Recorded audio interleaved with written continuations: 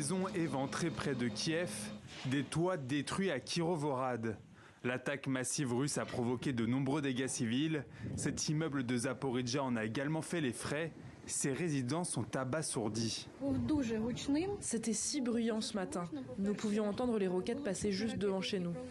Puis ça a explosé dans le parc d'à côté, à 200 mètres d'ici. Nos fenêtres ont complètement été soufflées. Ma grand-mère vit ici, il ne lui reste plus une seule fenêtre. Elle est dans un état grave. Sa voisine tente de la calmer, elle a 86 ans. Quand est-ce que tout ça se terminera ? Dans le viseur des Russes, les infrastructures énergétiques ukrainiennes. 3 centrales thermiques ont sérieusement été endommagées. C'est la 5e attaque de ce type depuis le 22 mars. Dans un entretien accordé à Radio Liberty, la compagnie nationale Ukrenergo prévient. Ce soir, si la consommation augmente, nous devrons couper le courant en dernier recours.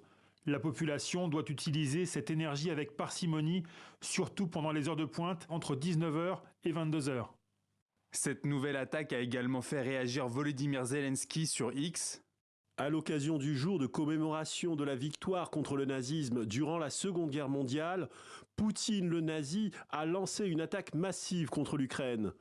Le monde ne doit pas laisser la moindre chance au nouveau nazisme. Le président ukrainien s'est entretenu dans la journée avec la première ministre danoise pour renforcer le système énergétique et les défenses anti-aériennes de son pays. Selon le ministère de l'Énergie, plus de 50 000 foyers ont actuellement retrouvé l'électricité.